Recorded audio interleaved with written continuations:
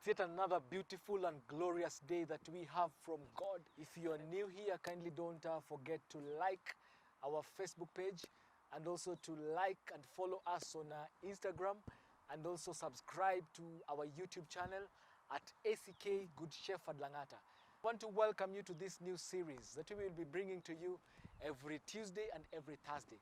We will title this series as Minutes of Hope.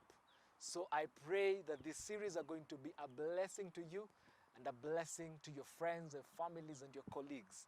I want to share with us today from the book of Daniel. Daniel chapter 1 from verse 3 up to verse 4, and then I'm going to take us to verse 20. Then the king commanded Ashpenaz, his chief eunuch, to bring some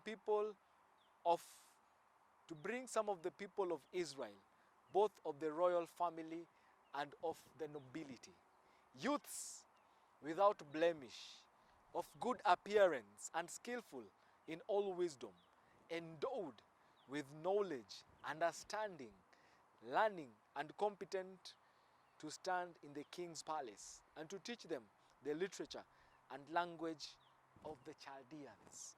I'd like to take us to verse 20 of Daniel chapter 1. Verse 20 is an amazing portion of scripture.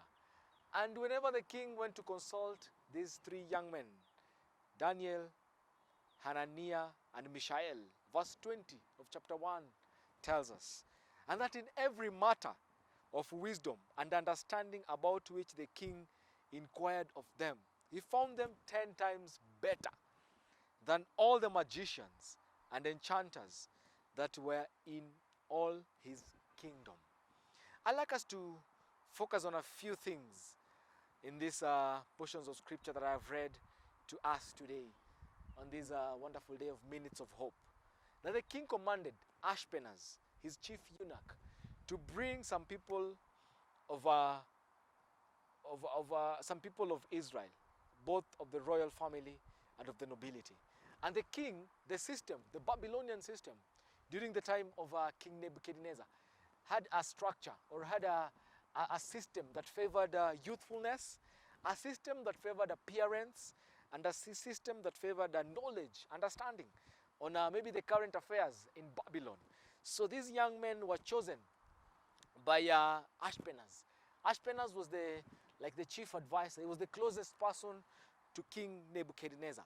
And we see also our system in Kenya today and the global system. The global system favors youthfulness. It favors physical appearance. It also favors knowledge. What papers do you have? Do you have a master's degree? Do you have a bachelor's degree?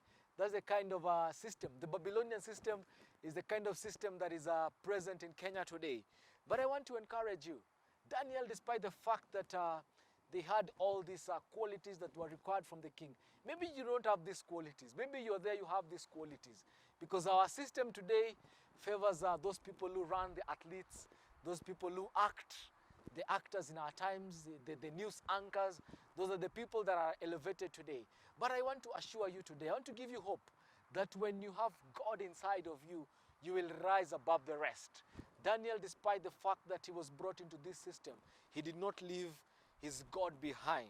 I want to point to us verse 20. When the king wanted to consult on matters of wisdom from these three young men, the verse 20 says that, and in every matter of wisdom and understanding about which the king inquired of them, he found them 10 times better. May you be 10 times better in your place of work today. May you be 10 times better in your business. That the people that you associate with, you will rise above the rest. Thank you so much. God bless you. See you again next time.